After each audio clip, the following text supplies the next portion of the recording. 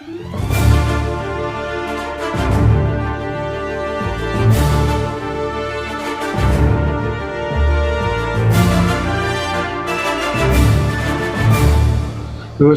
मैं डॉक्टर राजनारायण पांडे, नया त्रिकांड से।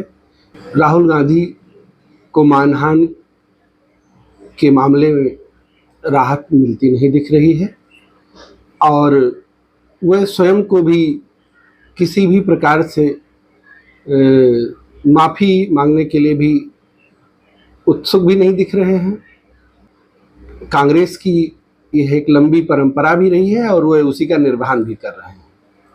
कांग्रेस इन दिनों हाईकोर्ट के निर्णय को लेकर के न्यायालय को भी आलोचनाओं के घेरे में समेट रही है, जो एक बड़ी चिंता का विषय है। क्या कांग्रेस अपनी सुविधापूर्ण तरीके से चीज़ों को दिखाना चाहती है कि जब वो चाहे तो उसके खिलाफ न्याय हो, जब वो चाहे तो उसके खिलाफ से सुविधापूर्ण तरीके से उसे अधिकार मिले? कांग्रेस पूरी पार्टी राहुल गांधी के इस बयान को लेकर के, उनकी संसद की अयोग्यता को लेकर के काफी उहापोह में है। तो यह मामला बहुत पुराना है और पुराने समय से ही न्यायालय में ये चीजें लंबित होती आई हैं। गांधी परिवार के लिए न्यायालय या किसी अन्य मामले में जो उनसे स्पष्टीकरण लिया जाना होता है, चाहे जांच एजेंसियां होती हैं, उन सभी के ऊपर उनका एक आरोप निश्चित कर दिया जाता है। न्यायालयों को लेकर के भी धरना प्रदर्शन तक की नौबत आ जाती है। मीडिया प्लेटफार्मों पर आलोचना करने के लिए कांग्रेस उतर आती है। तो यदि इस तरीके से भारतीय राजनीति की एक प्रमुख पार्टी संवैधानिक संस्थाओं को लेकर के इस तरह से अगर प्रश्न खड़ा करेगी, तो उन संवैधानिक संस्थाओं की साख का क्या होगा? क्या यह सभी संवैधानिक संस्थाएं सिर्फ जन सामान्य के लोगों के लिए हैं? विशिष्ट लोगों के लिए अलग व्यवस्था की जाती है? हालांकि समय समय पर न्यायालयों को लेकर के भी टिप्पणियां ऐसी आती हैं जिससे आम जनमानस सशंकित तो होता है। तो जन सामान्य के बीच में लोगों के मन में यही बात होती है कि यदि उनके साथ अन्याय हुआ तो न्यायालय की तरफ रुख करेंगे और उनके साथ हुए अन्याय का उन्हें जो है उनके हित में फैसला आएगा। तो नेशनल हेराल्ड मामले से लेकर के मानहानि के मामले को लेकर के, अन्य जांच के मामलों में लेकर के गांधी परिवार स्वयं के लिए एक बड़ा स्पेस और एक बड़ा ट्रीटमेंट चाहता है। गांधी परिवार के ऊपर यदि किसी तरीके के आरोप और प्रत्यारोप लगाए जाते हैं, न्यायालय द्वारा किसी प्रकार के प्रतिबंध भी लगाए जाते हैं या उनके द्वारा कुछ प्रश्न पूछे जाने का मामला बनता है, तो ऐसे लगता है कि मानो लोकतंत्र पर हमला हो गया हो। कांग्रेस गांधी परिवार को लेकर के इतनी सशंकित रहती है कि उनसे प्रश्न पूछे जाने का क्या अधिकार न्यायालयों को नहीं है? यदि गांधी परिवार स्वयं को एक राजतंत्र के रूप में स्थापित करती है या उस राजतंत्र की अपेक्षा करती है, तो यह लोकतंत्र के लिए कैसे ठीक हो सकता है? इस तरह से संवैधानिक संस्थाओं को लेकर के उन पर टीका टिप्पणी, उन पर प्रश्न खड़ा करना ये उचित नहीं है। धरना प्रदर्शन, आरोप प्रत्यारोप, वाद विवाद सिर्फ यहीं तक नहीं है। यदि आप देखें, यदि किसी राज्य से कांग्रेस चुनाव हारती है तो उसका सीधा सीधा आरोप ईवीएम पर हो जाता है। चुनाव जीतती है तो ईवीएम विषय नहीं होता है। ये दोहरे मानदंड यदि देखे जाएं तो ठीक नहीं है। कांग्रेस का यह चेहरा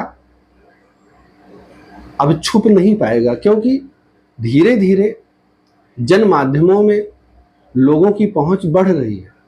आखिर एक व्यक्ति के लिए इतना वीआईपी ट्रीटमेंट क्यों दिया जा रहा है? कहां के राजकुमार हैं? कहां का राजतंत्र है? कैसी अपेक्षा है न्यायालय को लेकर के, संवैधानिक संस्थानों को लेकर के, चुनाव आयोग को लेकर के? हर बार कुछ न कुछ ऐसे मामले निकल करके आते हैं जिससे कांग्रेस पार्टी स्वयं को कटघरे में खड़ा हुआ पाती है। इसके साथ यदि आपको देखा जाए तो संसद में भी बहुत से ऐसे मामले उठाए जाते हैं, और यदि कोई मामला गांधी परिवार से जुड़ा होता है तो सदन की कार्यवाही तक रोक दी जाती है। नए संसद भवन के उद्घाटन पर भी इसी प्रकार का एक शोर शराबा किया गया था। हाईकोर्ट की टिप्पणी एक बड़ा संदेश देती है। न्यायाधीश महोदय ने उन्होंने कहा कि मानहानि के 8 से 10 मामले राहुल गांधी के खिलाफ चल रहे। उनका तर्क है, मैं किसी से डरता नहीं हूं। अरे, लोकतंत्र में किसी को डरने की जरूरत भी नहीं है, लेकिन इसके साथ साथ किसी को डराना भी नहीं चाहिए। न्यायालयों पर प्रश्न खड़ा करके क्या लोगों को आप डराना चाहते हैं? यदि यही आशंका व्याप्त रही लोगों में तो लोग किस प्रकार से विश्वास करेंगे? कैसे लोगों का विश्वास न्यायालयों पर होगा? न्यायाधीशों के द्वारा दिए गए निर्णयों को लेकर के अपनी सुविधा अनुसार न्याय पाने की जो अपेक्षा है वो ठीक नहीं कही जा सकती। इस मामले को लेकर के राहुल गांधी एक एफिडेविट दे करके माफी भी मांग सकते थे। एक राजनीतिक बयान के तहत वे स्वयं को सुरक्षित कर सकते थे, लेकिन उनका अतिविश्वास, उनके साथ जुड़े हुए जो राजनीतिक हितों के चाटुकारिता की पाठशाला से जुड़े हुए हैं, वह कांग्रेस पार्टी का ही नुकसान कर रहे हैं। हाई कोर्ट की टिप्पणी कितनी महत्वपूर्ण है कि हाई कोर्ट ने जमानत देने से मना कर दिया। तर्क था न्यायाधीश महोदय का कि आप आदतन अपराधी हैं, इस तरह से आपके कई मामले न्यायालय में चल रहे हैं। राहुल गांधी का तर्क है, मैं माफी नहीं मांगूंगा, मैं वीर सावरकर नहीं हूं। सावरकर के विषय में राहुल गांधी का ज्ञान बहुत कम है। राहुल गांधी को सावरकर को ठीक से पढ़ना चाहिए। राहुल गांधी को यह समझना चाहिए कि स्वतंत्रता आंदोलन सिर्फ गांधी परिवार की विरासत नहीं थी, यह जन सामान्य का आंदोलन था। इसमें हर व्यक्ति कहीं न कहीं से प्रत्यक्ष और परोक्ष रूप से भागीदार था। सावरकर का नाम लेने के बाद उनके पोते ने भी राहुल गांधी पर एक मानहानि का केस कर रखा। तो इस तरह से अगर उनकी संसद की अयोग्यता बनी रही तो कांग्रेस के लिए आगामी चुनाव में काफी मुश्किलें खड़ी हो जाएंगी। अगर न्यायाधीश ने उन्हें इस मामले में राहत देने से मना कर दिया तो अभी उनके पास एक विकल्प के रूप में सुप्रीम कोर्ट है। निश्चित रूप से कांग्रेस सुप्रीम कोर्ट का दरवाजा खटखटाएगी और यह भविष्य का प्रश्न है कि उन्हें राहत मिलती है या नहीं मिलती। लेकिन राजनीति में स्वाभिमान को लेकर के इस तरह से कि आप विशिष्ट व्यक्ति हैं, आप किसी से माफी नहीं मांगेंगे, सिर्फ आप लोगों को अपमानित करेंगे। प्रधानमंत्री के पद पर आसीन नरेंद्र मोदी को आपने क्या क्या नहीं कहा। आपने देश विदेश की भूमि पर भी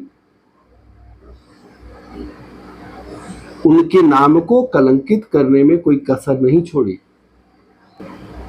इसके बाद भी आपको निश्चित रूप से एक वीआईपी ट्रीटमेंट मिलता है और शायद इसी वजह से आप ये समझ बैठे कि न्यायालय, ईडी, सीबीआई या जो भी संवैधानिक संस्थाएं हैं, ये आपके लिए महज एक खाना पूर्ति हैं और ये आपका कुछ बिगाड़ नहीं सकती है।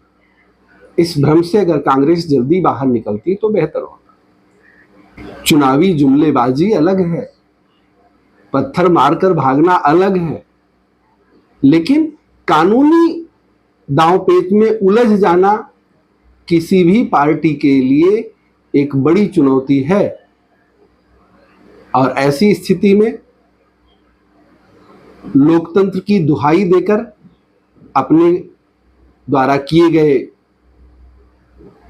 अमर्यादित कार्यों से बचा नहीं जा सकता।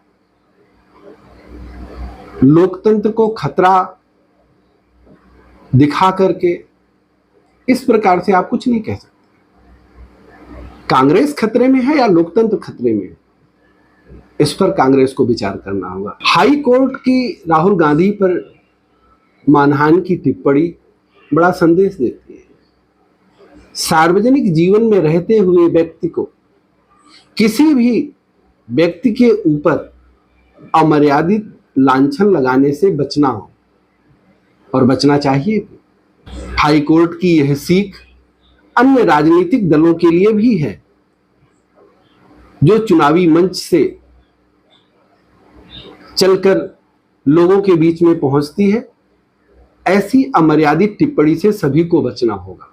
और विचारधारा ये आपकी व्यक्तिगत हो सकती है, लेकिन सार्वजनिक जीवन में आने के बाद बहुत सी मर्यादाओं का पालन करना होता है।